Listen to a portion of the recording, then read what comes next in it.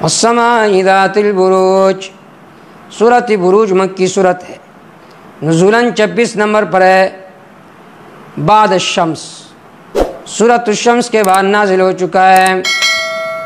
انشقاق اس آسمان کا ہوگا جو بروج والا ہے، یہ ربط ہے۔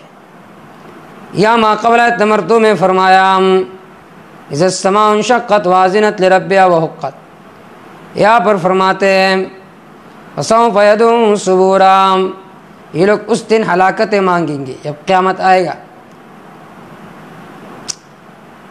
تو اب یہاں پر فرمایا فسوف يدعو ثبورا، ماقبل فرمایا فسوف يدعو ثبورا، اب یہاں پر فرماتے قتل اصحاب الاخدود، ان خندقوں والوں پر لعنت کیا گیا۔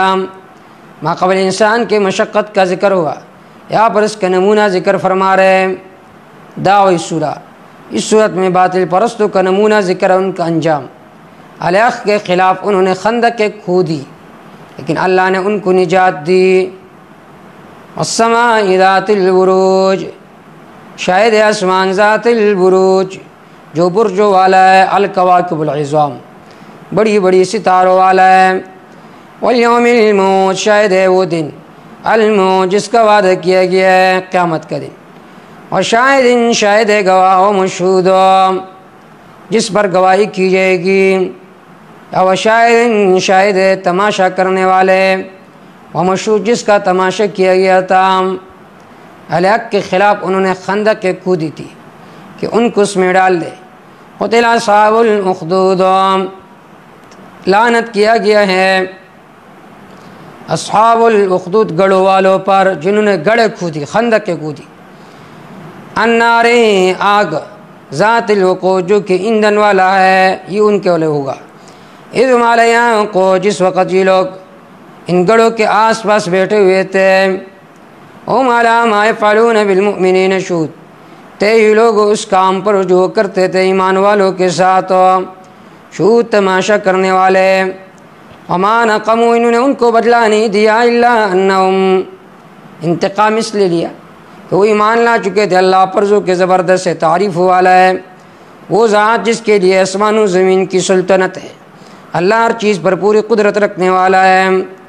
لیکن وہ لوگ جنہوں نے تکلیف دی ایمان والوں مردوں کو، ایمان والی عورتوں کو، پھر توبہ نہیں کیا، ان کے لیے عذاب ہے جہنم کا، ان کے لیے عذاب ہے جلنے والا۔ بشارت، لیکن وہ لوگ جو ایمان لے آئے، عمل کرتے رہنے، ان کے لیے باغات کے نیچے کہ بہتی ہوئی ان کے نیچے سے نہر ہے، اور یہ ہے بڑی کامیابی۔ ان بطش ربک لشدید، لیکن آپ کے رب کا پکڑ بہت سخت ہے۔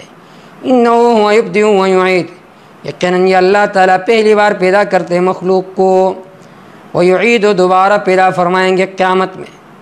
هو الغفور الودود، وہی اللہ بخشنے والا ہے، محبت کرنے والا ہے اپنے مخلوق سے، عرش والا ہے، بزرگی والا ہے، کرتا ہے جو کچھ ارادہ فرماتا ہے۔ اے نہیں آیا آپ کے پاس حدیث الجنود، لشکروں کی خبر و واقعہ، فرعون و سمودیوں کا، بلکہ وہ لوگ جن نے کفر کیا، تکذیب میں لگے ہوئے ہیں۔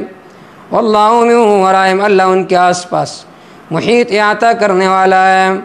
بلکہ یہ قرآن ہے بزرگی والا، فی لوح محفوظ، محفوظ تختوں میں لکھا ہوا ہے۔